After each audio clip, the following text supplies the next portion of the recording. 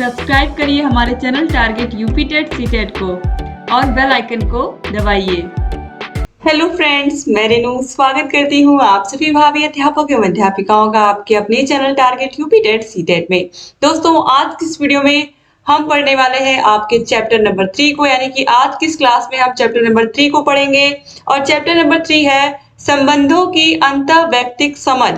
तो संबंधों की अंतःवैयक्तिक समझ यानी कि जो बच्चा है उसके विकास में किस प्रकार से उसके माता पिता का योगदान होता है, उसके साथियों का योगदान होता है और किस प्रकार से जो आक्रामक छात्र होते हैं उनका हम कैसे ट्रीटमेंट करते हैं या उन बच्चों के साथ कैसे ट्रीट करते हैं, इन सब के बारे में हम पढ़ेंगे। और जो बच्चे का चरित्र निर्माण होता है उसमें किस तरीके से उसके आसपास के लोगों की महत्वपूर्ण भूमिका होती है, इस अध्याय में हम पढ़ेंगे। इससे पहले की क्लासेस को अगर आपने नहीं देखा है चैप्टर 1 और चैप्टर 2 तो आपको मिल जाएगा डिस्क्रिप्शन बॉक्स और कमेंट बॉक्स में उसका लिंक, तो आप लोग प्लीज देख लीजिएगा। तो चलिए स्टार्ट करते हैं हम चैप्टर नंबर 3 को। तो चैप्टर नंबर 3, सबसे पहले बालकों के विकास में उनके साथियों की क्या भूमिका होती है।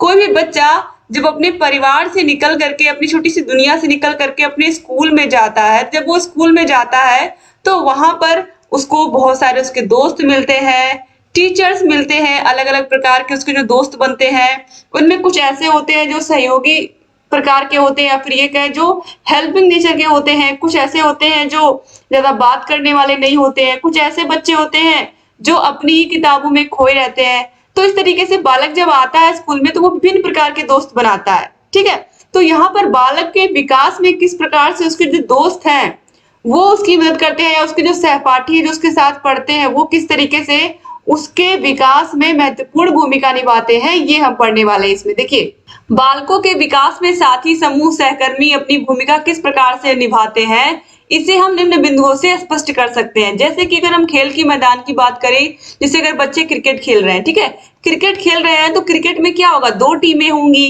ठीक है, तो मान लीजिए टीम ए टीम बी में आपस में खेल हो रहा है, तो मान लीजिए टीम ए जो है वो मैच जीत जाती है, तो टीम ए के जो 11 प्लेयर होते हैं वो तो खुश होंगे ही, और जो टीम बी के हैं वो भले ही दुखी होंगे कि हम मैच हार गए, लेकिन उसमें भी क्या होगा, टीम होगी ना, साथ में एक दूसरे का साथ निभाने के लिए सारे बच्चे होंगे, वो 11 के 11 प्लेयर, इसमें भी कि चलो यार कोई नहीं, आज हमारा दिन नहीं था, आज हमने शायद उतना अच्छा नहीं खेला इसीलिए टीम ए जीत गई। तो अगर हम जीत गए तो खुशी मनाने के लिए हमारे पास इतने सारे प्लेयर हैं, इतने सारे सहपाठी हैं, और अगर हम मैच को हार भी गए तो भी हमारे पास इतने सारे सहपाठी हैं या हमारे इतने सारे फ्रेंड्स हैं जो हमें सपोर्ट कर रहे हैं। उसके बाद भी, हारने के बाद भी जो एक टीम वर्क है, चलो कोई नहीं अगला मैच और अच्छे से खेलेंगे तो अगला हम जीतेंगे। तो इस तरीके से यहाँ पर क्या होता है, दोस्तों की वजह से हम डिमोटिवेट नहीं होते, हम डिप्रेशन में नहीं जाते, हम अपनी बातों को आसानी से एक दूसरे से शेयर कर पाते हैं। तो जो हम माता पिता या अपने परिवार में नहीं बता पाते वो हम अपने दोस्तों को शेयर कर देते हैं। तो ये जो इस तरीके की चीजें होती हैं, ये क्या होती है, ये एक तरीके से हम कह सकते हैं ना कि जो बच्चों के दोस्त होते हैं वो भी उनके जीवन के विकास में या उनके चरित्र के निर्माण में महत्वपूर्ण भूमिका निभाते हैं। तो इस तरीके से दोस्तों अब यहाँ पर हम इन पॉइंट्स को देखते हैं। तो बालक अपनी प्रत्येक बात अपने साथियों को साझा करते हैं जिससे उनमें भावनाओं को व्यक्त करने की क्षमता का विकास होता है।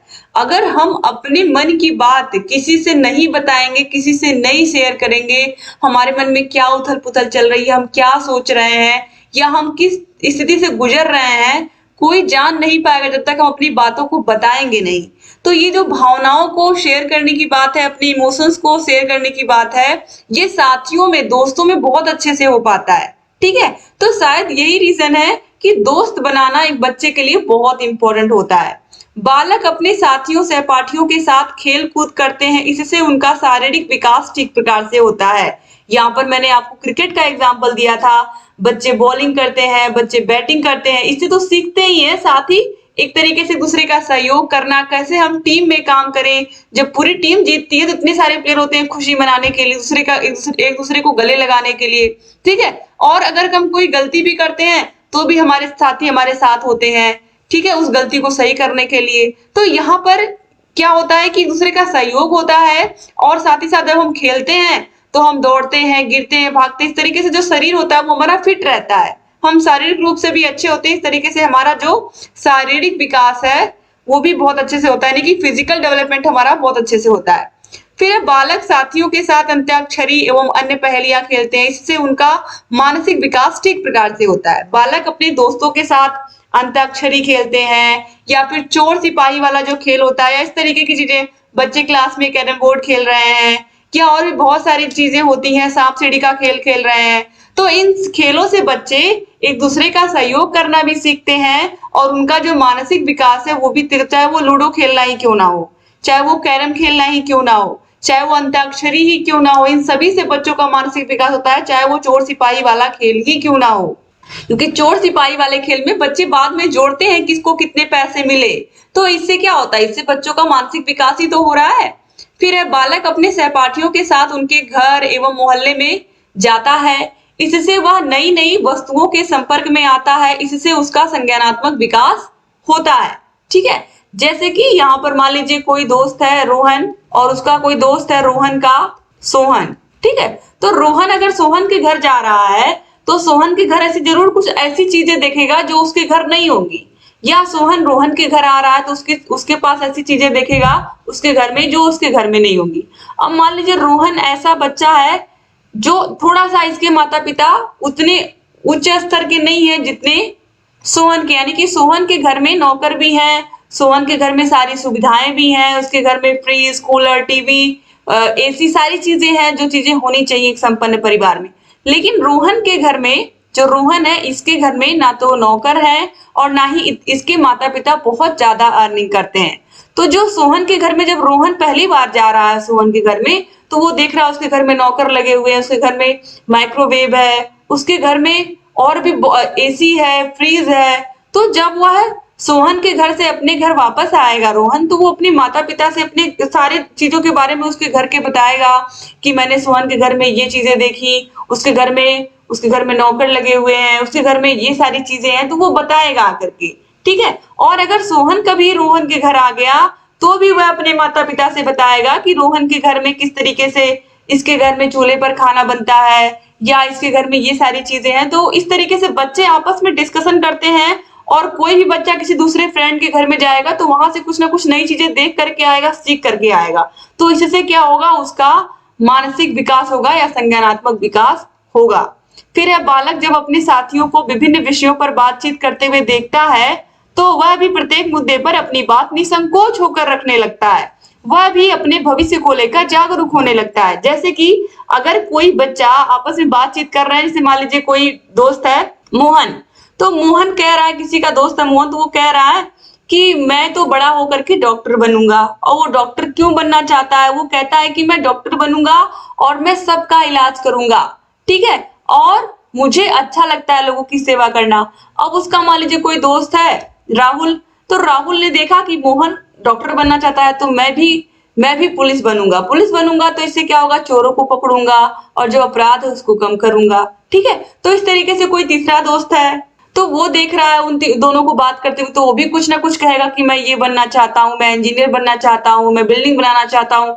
तो इस तरीके से क्या होगा कि बच्चों का जो मानसिक विकास है इससे तो होगा ही, और वो अपने भविष्य को लेकर के भी जागरूक होंगे कि आखिर में हम कुछ ना कुछ जीवन में अगर पैदा हुए तो कुछ ना कुछ हमें करना है, अर्निंग करनी है या जॉब करनी है या अपना खुद का बिजनेस करना है। तो ये सारी चीजें बच्चे आपस में डिस्कस करते हैं। ठीक है, ये डिस्कशन शायद वो टीचर से उतने अच्छे से नहीं कर पाएंगे जितने अच्छे से वो खुद से कर पाएंगे।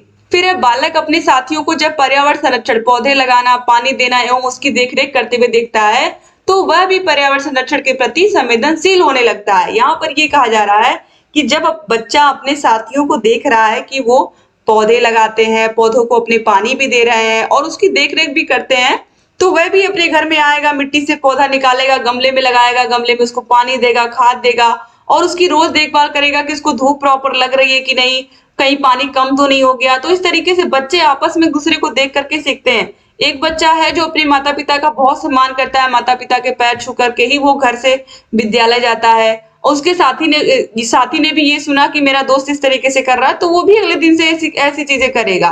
तो ये चीजें क्या होती हैं, ये बच्चे सीखते हैं एक दूसरे को देख करके।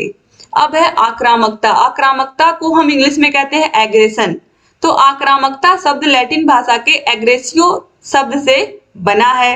जिसका अर्थ हमला या आक्रामकता होता है। आक्रामकता बालक के दैनिक जीवन का एक भाग है, किंतु मनोवैज्ञानिक आक्रामकता को केवल एक ही अर्थ में बांधना मुश्किल है। यानी कि हमारा जो रूटीन लाइफ है इसका क्या है, एक भाग है यहाँ पर कहा जा रहा है। ऐसा क्यों कहा जा रहा है? आक्रामकता एक प्रकार का व्यवहार है जो किसी व्यक्ति द्वारा किसी अन्य व्यक्ति को नुकसान पहुंचाने के उद्देश्य से किया जाता है। इसे अवांछित व्यवहार भी कहा जा सकता है, क्योंकि समाज द्वारा इसे अनुचित माना जाता है। आक्रामकता का प्रदर्शन शारीरिक रूप से जैसे मारपीट, लूटमारी या मौखिक रूप से भी होता है, जैसे बातों द्वारा किसी को पीड़ा देना। अब इसको डेली लाइफ में हम समझते हैं, कहीं मारपीट हो रही है, कहीं लूटमारी हो रही है, तो अगर इस तरीके की चीजें हो रही है तो वहां पर पुलिस आ जाती है। ठीक है, तो जो आक्रामक व्यवहार होता है ये हमारे समाज के लिए, हमारी सोसाइटी के लिए अच्छा नहीं होता है। तो ये कोई मारपीट, आपस में झगड़ा कर रहा है, कोई लूट घसोट कर रहा है, ठीक है। और कभी कभी क्या होता है कि हम बातों से ही बहुत ज्यादा आक्रामक होते हैं, जैसे कि कोई व्यक्ति किसी को बहुत ज्यादा बेकार अपशब्द कह रहा है, उसको गालियां दे रहा है, तो ये क्या हुआ? ये भी तो एक तरीके से आक्रामकता ही हुई। दूसरे को हम क्या कर रहे हैं, भड़का रहे हैं, उकसा रहे हैं कि वो भी हमें कुछ कहे। तो ये सारी चीजें आक्रामकता के अंतर्गत आती हैं, ठीक है, चाहे वो शारीरिक रूप से हो, चाहे वो मौखिक रूप से हो। अब देखिए यहाँ पर इसकी एक परिभाषा है बस के अनुसार, आक्रामकता एक ऐसी अनुक्रिया है जो दूसरे प्राणी को एक अनिष्टकर उद्दीपन प्रदान करती है। यानी कि ये क्या करती है, किसी न किसी दूसरे प्राणी को हानि ही पहुंचाएगी, लाभ नहीं पहुंचाएगी। अब आक्रामकता की विशेषताएं क्या है? पहला है हानिकारक व्यवहार। आक्रामकता एक हानिकारक व्यवहार है क्योंकि यह जानबूझकर किसी को कष्ट या हानि पहुंचाने के उद्देश्य से किया जाता है। किसी के साथ मारपीट करना, किसी से लूट घसोट करना, किसी डकैती करना, ये सब तो जानबूझ करके ही तो व्यक्ति कर रहा है, यानी कि उसका इंटेंशन होता है ये करने का। तो ये हानिकारक व्यवहार के अंतर्गत आता है। फिर है व्यक्तिगत भिन्नताएं। सभी में आक्रामकता की प्रवृत्ति पाई जाती है। यह बात और है कि इस प्रवृत्ति की मात्रा भिन्न भिन्न व्यक्तियों में भिन्न भिन्न हो जाती है, अतः आक्रामकता में व्यक्तिगत भिन्नताएं होती हैं। जैसे कि अगर हम सड़क पर चल रहे हैं, किसी ने जानबूझ करके टक्कर मार दी या कुछ इस तरीके का कर दिया कोई भी, तो हम क्या हो जाएंगे, बहुत गुस्सा हो जाएंगे। कुछ व्यक्ति ऐसे होते हैं, आपने देखा होगा, जो इस तरीके की घटना होने पर पीछे वाले पर हाथ भी उठा देते हैं। और कुछ व्यक्ति होते हैं जो कुछ कहकर चुप हो जाते हैं, और कुछ होते हैं जो कुछ भी नहीं बोलते हैं। तो इस तरीके से अलग अलग जो व्यक्ति होते हैं उनकी किसी भी घटना के प्रति अलग अलग आक्रामकता होती है। तो इस तरीके से हम कह सकते हैं कि जो व्यक्ति होते हैं, व्यक्ति भिन्नताओं के कारण सबकी आक्रामकता जो होती है वो अलग अलग होती है। उद्देश्यपूर्ण व्यवहार। आक्रामकता उद्देश्यपूर्ण होती है। व्यक्ति आक्रामक व्यवहार सोच समझकर एवं जानबूझकर दूसरों को पीड़ा पहुंचाने के उद्देश्य से करता है। ये बिल्कुल सही है दोस्तों, क्योंकि सभी के अंदर नैतिकता नहीं होती है। कि कुछ लोग ऐसे होते हैं जो जानबूझ करके आपको उकसाते हैं, जानबूझ करके आपको हानि पहुंचाते हैं, और फिर हानि पहुंचाने के बाद मजे लेते हैं। तो ये निश्चित रूप से ये आक्रामकता कुछ लोगों के अंदर होती है, जिनके अंदर नैतिकता नहीं होती है, हम कह सकते हैं। फिर है सक्रिय अथवा निष्क्रिय। तो आक्रामकता सक्रिय या निष्क्रिय दोनों प्रकार की हो सकती है। जब हम किसी को प्रत्यक्ष हानि पहुंचाते हैं तो उसे सक्रिय आक्रामकता कहते हैं, और किसी व्यक्ति के मार्ग में बाधाएं उत्पन्न करते हैं तो ये अप्रत्यक्ष आक्रामकता है। अब इसको कैसे हम समझेंगे, सक्रिय और निष्क्रिय? सक्रिय का मतलब, जैसे मैंने अभी आपको एग्जांपल से समझाया कि दो व्यक्ति हैं, ठीक है, किसी की गाड़ी पीछे से हल्की से ठुक गई, अब वो जो आगे वाला व्यक्ति है वो निकल करके पीछे वाले को मारना शुरू कर देता है, ठीक है। तो ये प्रत्यक्ष रूप से हो गई, सक्रिय रूप से हो गई, हमें दिख भी रही है और हम एक तरीके से देख रहे हैं कि वो व्यक्ति किस तरीके से सक्रिय आक्रामकता का व्यक्ति है। अब यहाँ पर निष्क्रिय व्यक्ति अगर होता निष्क्रिय आक्रामकता का, तो वो क्या सोचता कि चलो उसकी गलती नहीं है, जानबूझ करके उसने ऐसा नहीं किया, यहाँ पर बहुत ट्रैफिक है, इस तरीके की चीजें हैं, तो उससे गलती हो गई और चलो हम कुछ नहीं बोलते हैं, ठीक है। या फिर इस तरीके से भी हो सकता है कि ये जो निष्क्रिय व्यक्ति है ये जानबूझ करके उस व्यक्ति को, या तो उसने पहचान लिया हो कि अच्छा इसने मेरी गाड़ी ठुकी है, अब देखो मैं इसके साथ क्या करता हूं, या फिर वो जो पीछे वाला व्यक्ति है उसकी नौकरी ये छीन लेता है जो आगे वाला व्यक्ति है। तो अगर उसने उसकी नौकरी छीन ली सिर्फ और सिर्फ गाड़ी ठुकने की वजह से, तो वह व्यक्ति क्या हो जाएगा, बेरोजगार हो जाएगा, और वह किस तरीके से अपने परिवार का पालन पोषण करेगा। तो एक तरीके से ये भी क्या हुआ, आक्रामकता ही हुई, लेकिन ये हमें दिखाई नहीं दे रही है। ये एक तरीके से उस व्यक्ति के मार्ग में बाधा उत्पन्न करके उसको दिखाया गया है कि देखो तुमने मेरी गाड़ी के साथ क्या किया था तो मैंने तुम्हारे साथ क्या किया। ठीक है, तो ये एक तरीके से निष्क्रिय आक्रामकता हुई, लेकिन ये एक तरीके से उस व्यक्ति के मार्ग में बाधा उत्पन्न करने का काम किया गया। फिर है प्रकट अथवा अप्रकट। तो आक्रामक व्यवहार प्रकट तथा अप्रकट दोनों प्रकार का होता है। जैसे बहुत से व्यवहार आक्रामक तो होते हैं किंतु उसमें किसी को हानि पहुंचाने का भाव छिपा नहीं होता, जबकि कुछ आक्रामक व्यवहारों में दूसरों को पीड़ा या कष्ट पहुंचाने का भाव छिपा रहता है।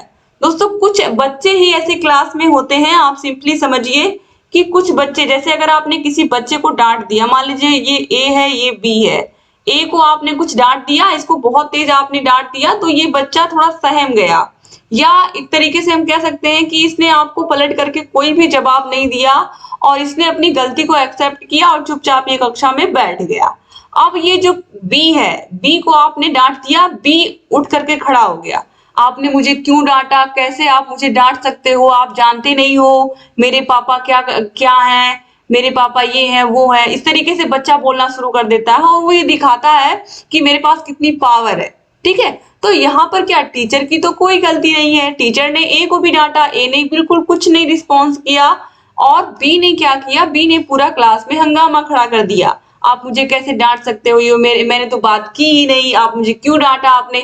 तो इस तरीके से बी जो है इसके अंदर आक्रामकता है और ये अपनी पावर दिखाने की कोशिश कर रहा है, इसका व्यवहार आक्रामक है। तो जो आक्रामकता होती है सबके अंदर होती है, लेकिन कुछ व्यक्ति इसको बहुत अधिक दिखाते हैं और कुछ व्यक्ति नहीं दिखाते हैं। तो बस उसी के बारे में यहाँ पर बात हो रही है। ठीक है, अब यहाँ पर जो दोस्तों यहाँ पर आक्रामकता है, ये आपको समझ में आ गया होगा कि किस तरीके से ये शारीरिक भी होता है और मानसिक रूप से भी होता है। हम मुख से बोल करके भी किसी को हानि पहुंचा सकते हैं और शरीर से तो हानि पहुंचा ही सकते हैं। तो यहाँ पर ये जो टॉपिक था आक्रामकता, उम्मीद करती हूँ आपको समझ में आया होगा। तो बच्चों के विकास में किस तरीके से उनके दोस्तों की भूमिका होती है और जो आक्रामक व्यवहार होता है वो क्या होता है, आज की क्लास में हमने ये पढ़ा। कल की क्लास में हम पढ़ेंगे बच्चों के जो बालक है उनके विकास में किस तरीके से उनके माता पिता का योगदान होता है, पूरा इसमें डिटेल में हम पढ़ेंगे। तो उम्मीद करती हूँ आज की क्लास आपको पसंद आई होगी। पसंद आई तो वीडियो को शेयर करना मत भूलिएगा, और अगर अभी तक आपने चैनल को सब्सक्राइब नहीं किया तो सब्सक्राइब कर दीजिए। और अगर आपको ये सारे के सारे लिखे हुए हाथों से नोट्स चाहिए, आपको ये हाथों से लिखे हुए नोट्स अगर आपको चाहिए 8 विषयों के, तो उसके लिए आपको हमारे app target UP TET CTET app को डाउनलोड करना पड़ेगा। ऐप की link description box comment box दोनों जगह मिल जाएगी। ऐप में आपको सारे विषयों के नोट्स मिलते हैं हाथों से लिखे हुए, सारे विषयों के राजन सीरीज पवन सीरीज की पूरी पीडीएफ मिल जाती है, तो अलग से आपको बाजार से खरीदने की इसको जरूरत नहीं है। सारे विषयों के आपको प्रीवियस ईयर क्वेश्चन पेपर्स मिल जाते हैं, सारे विषयों के चैप्टर वाइज आपको टेस्ट मिल जाते हैं। तो अलग से आप मार्केट से कहीं से कुछ खरीदने की जरूरत नहीं, केवल क्लासेस अगर अच्छे से आप देख के चले जाते हो, सारी सीरीज को पढ़ के चले जाते हो, तो निश्चित रूप से आपका जो रिजल्ट है वो बहुत अच्छा आने वाला है। तो चलिए दोस्तों, अब यहाँ पर मैं कॉन्टेक्ट नंबर दे देती हूँ 7705 95 45 49। इस नंबर पर कॉन्टेक्ट करके आप सारे अपने जो डाउट्स हैं उसको पूछ सकते हैं, और डिस्क्रिप्शन बॉक्स कमेंट बॉक्स में यूट्यूब पर भी आपको सारे क्लासेस की लिंक मिल जाएंगी, मास्टर क्लासेस की लिंक मिल जाएंगी, और प्रीवियस ईयर क्वेश्चन पेपर्स की भी लिंक मिल जाएगी। थैंक यू सो मच दोस्तों, ऐप को डाउनलोड जरूर कर लीजिए अगर आप कम समय में अपने 4th सेमेस्टर की तैयारी बेहतर करना चाहते हैं। थैंक यू सो मच, एक बार फिर से जय हिंद।